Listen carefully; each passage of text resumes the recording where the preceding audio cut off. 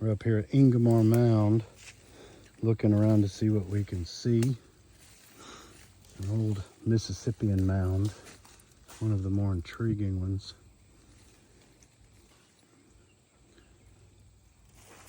Oh, this is good. I don't see any flowers on it, unfortunately, but this is Passiflora incarnata, passion flower, named after the Passion of Christ. The Spanish would use the flower as a way to teach Christianity to the natives, but it's also a rich source of harmine, monoamine oxidase inhibitor, which is the same alkaloid found in Banisteriopsis caapi in South America that potentiates the N,N-dimethyltryptamine present in plants like Psychotria viridis and Diplopteris cabrerana. Easily one of my favorite plants. If we're lucky, we'll find some Gleditsia triacanthos, and I can show you what the local species of acacia looks like, which is our native source of N,N-DMT. So this is on top of Ingomar Mound. Here's some cool, look like turkey vulture feathers, but could possibly be something gifted by the descendants of the natives. Yeah, of the area. Native Americans would actually leave those as an offering. That's right. Because last time we actually found 2 little seeds here. Little seed beads, didn't we? Yeah. Oh, and this here, this is cool. This is an Osage orange. The thorns are Mostly used pretty for formidable, but Native Americans. yeah, the Native Arrows. Americans would, that's right, Bacchus, good job. The limbs are so straight, they would use them to fashion their arrows, their projectiles.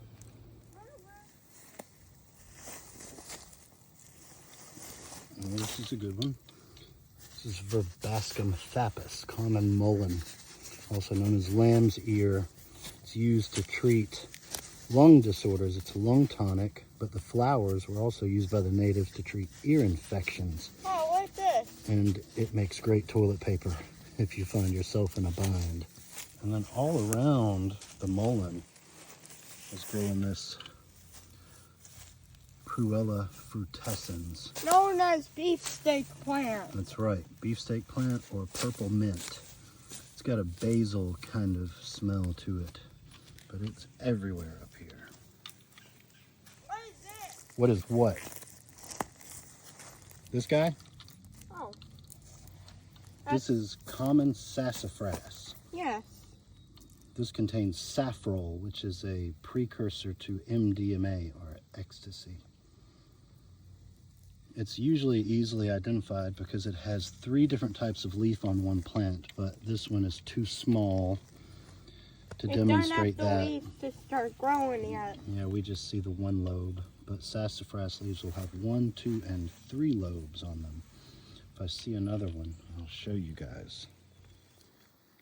Well, we didn't find any better specimens of sassafras, but we did find some honey locust, Gleditsia triacanthos, previously classified as Acacia americana.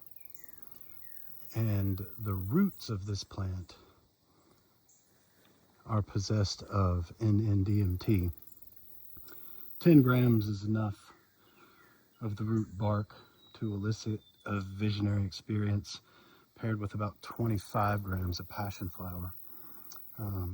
And look, we can even see here, there's passion flower vines growing on the honey locust. If that's not some sympathetic magic, I don't know what is. But you can see the thorns are gnarly. Look at these on these clusters on the trunk.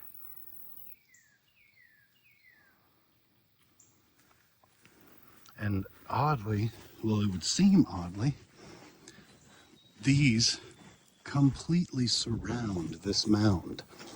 Now, the animals that used to feed on these trees, on the sweet seed pods, we can see one there, are extinct. There's nothing left that feeds on these.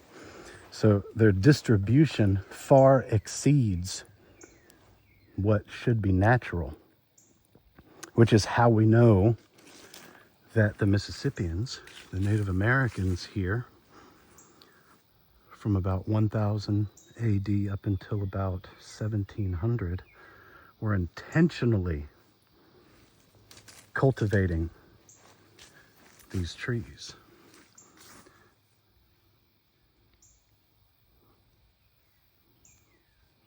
Pretty cool.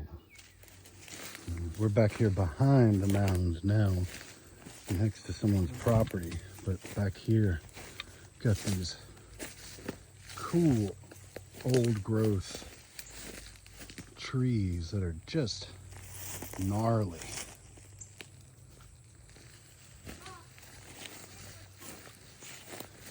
Oh, look at this one.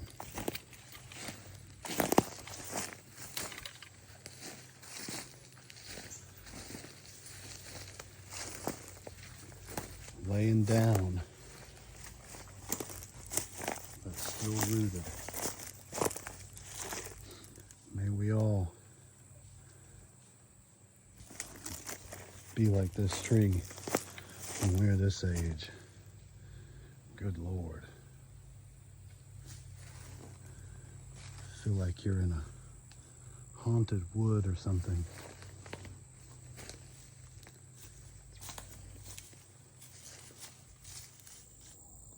Check out these walnut caterpillars.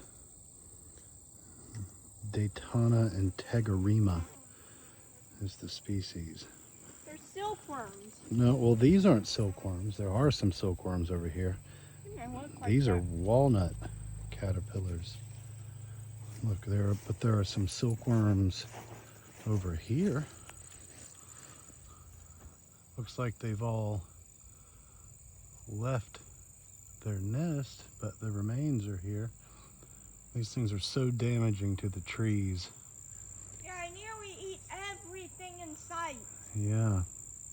We like to catch them when the worms are still in them, and we feed them to the fish in our pond. Yeah. And they love them. They'll make things like that. That's what they would kind of tear up. Yep, they'll eat on the leaves. Look at how sick Like all those bite marks this tree is. Yeah. are just from little caterpillars. They're very invasive. Yep, little assholes. A couple of cool birds' nests we found on our little hike.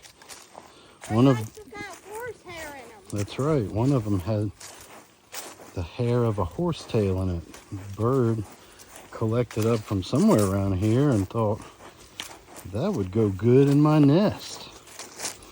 I'm not sure what kind of bird made these nests, but man, are they talented. It'd take me months to do something like that.